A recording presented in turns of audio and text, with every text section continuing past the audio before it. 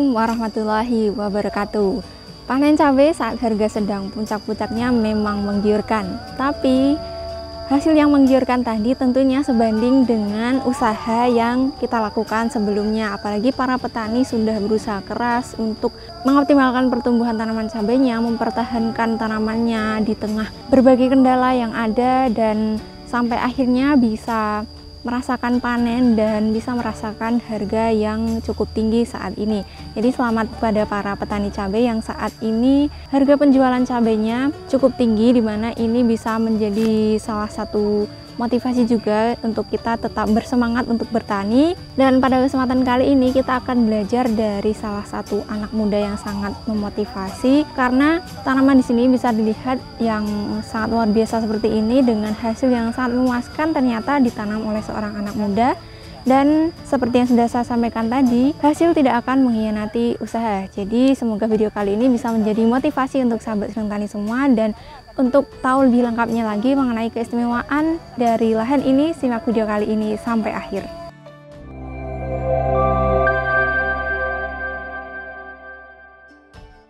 Halo sahabat Seneng Tani, kembali lagi di channel Seneng Tani bersama saya Titis. Semoga Anda tetap senang untuk menjadi petani, dan semoga sahabat Seneng Tani semua sehat selalu, dilancarkan rezekinya, dan tentunya tetap semangat untuk bertani. Dan semoga semangat dari Mas Nova, pemilik lahan di sini yang masih tergolong muda, ini bisa menular juga ke sahabat Seneng Tani semua. Karena menurut kami ini sangat luar biasa, dimana biasanya anak muda saat ini kebanyakan malu untuk bertani secara langsung, tapi Mas Nova di sini membuktikan bahwa bertani itu merupakan profesi yang sangat mulia dan hasilnya pun juga tidak bisa diremehkan, apalagi saat harga sedang tinggi seperti saat ini. Nah, sebenarnya kami juga sudah meliput lahan milik Mas Nova juga sebelumnya di video kami yang ini tentang tanaman cabai yang tetap istimewa hasilnya walaupun ditanam saat musim kemarau. Dan di sana sahabat Seneng Tani juga sudah menonton bagaimana pertumbuhan tanamannya, bagaimana hasil buahnya walaupun ditanam saat musim kemarau. Dan ini merupakan lahannya yang lain, dan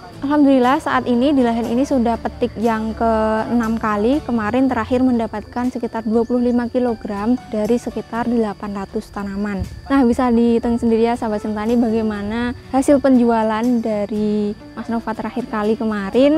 Alhamdulillah sekali, sudah sangat memuaskan harga cabai untuk saat ini, dan semoga ini bisa menjadi salah satu penyemangat juga untuk sahabat Seneng Tani yang suka untuk menanam cabai, terutama yang tipe ori seperti ini. Nah, di sini Mas Nova ini menanam cabai varietas langgeng 58 seperti yang ada di lahan beliau sebelumnya. Di sana juga beliau menanam langgeng 58, dan saat ini di lahan ini pun masih menanam langgeng 58, dan menurut beliau hasil langgeng 58 ini sangat memuaskan. Jadi beliau ketagihan untuk menanam langgeng 58 ini lagi di lahan ini, dan memang terbukti di lahan sebelumnya sudah memuaskan, dan di lahan ini pun juga begitu. Menurut Mas Nova, hasil dari varietas langgeng 58 ini bisa sangat istimewa dibandingkan dengan varietas lain karena jumlah buahnya yang sangat lebat. Jadi menurut beliau jika dibandingkan dengan varietas lain, langgeng 58 ini buahnya itu lebih pol-polan gitu. Jadi tiap ruasnya ini bisa berisi 2, bahkan ada yang sampai 3 buah. Kemudian dari bagian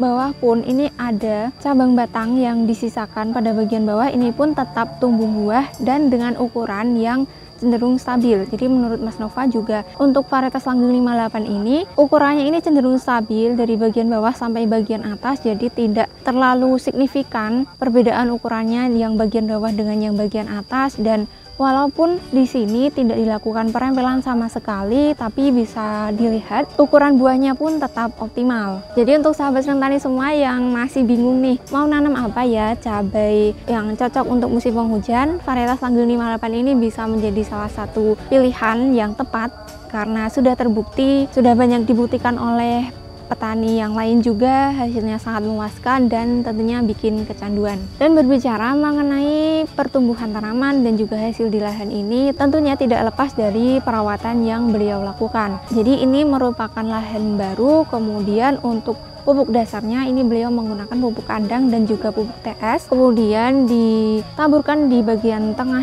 bedengan, kemudian ditutup mulsa dan baru dilakukan penanaman. Kemudian untuk perawatannya di sini beliau melakukan pengocoran power soil dicampur Ultradap dan pupuk Ponska dengan interval 5 hari sekali. Kemudian untuk penyepraiannya beliau menggunakan pupuk buah kalinet ditambah dengan fungsi Daman-Kosep dan insektisida Bamectin. Jadi mungkin sahabat Senang Tani yang sudah menonton video kami sebelumnya tentang lahan milik Mas Nova, perawatannya ini sebagian besar masih sama, tapi di sini untuk penyepraiannya beliau menggunakan pupuk buah kalinet, di mana di lahan sebelumnya beliau menggunakan Gandasil.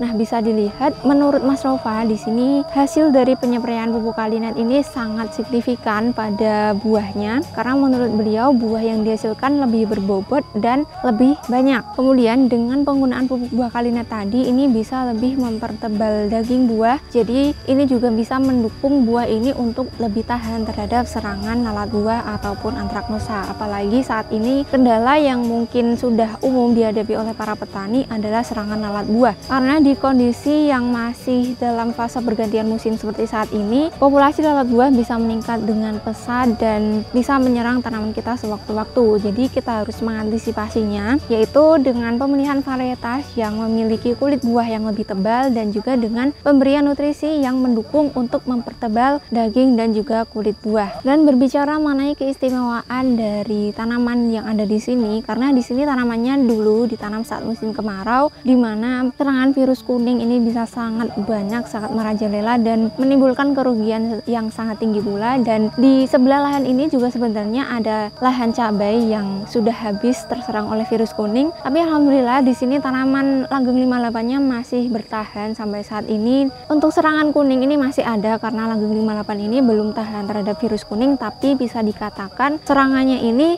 masuk saat tanaman sudah mulai besar dan persentasenya pun tergolong masih aman jika dibandingkan dengan lahan-lahan lain yang ada di sekitar sini. Jadi bisa dikatakan langgeng 58 yang ditanam di daerah endemik virus dengan perawatan seperti apa yang sudah saya sampaikan tadi, alhamdulillah masih bisa tetap bertahan sampai saat ini dan tetap menghasilkan buah yang optimal. Nah, kemudian yang menarik di lahan ini adalah bagaimana ukuran dari batang tanaman cabai di sini. Bisa dilihat ukuran batang pada bagian bawah ini sangat besar dan berkayu. Ini membuktikan bahwa varietas langgeng 58 ini batangnya kuat, berkayu, dan tentunya ini lebih mendukung untuk tanaman ini lebih tahan terhadap serangan busuk batang. Kemudian luas batangnya pun juga pendek, jadi batang utama di sini terlihat pendek, kemudian langsung muncul tunas airnya.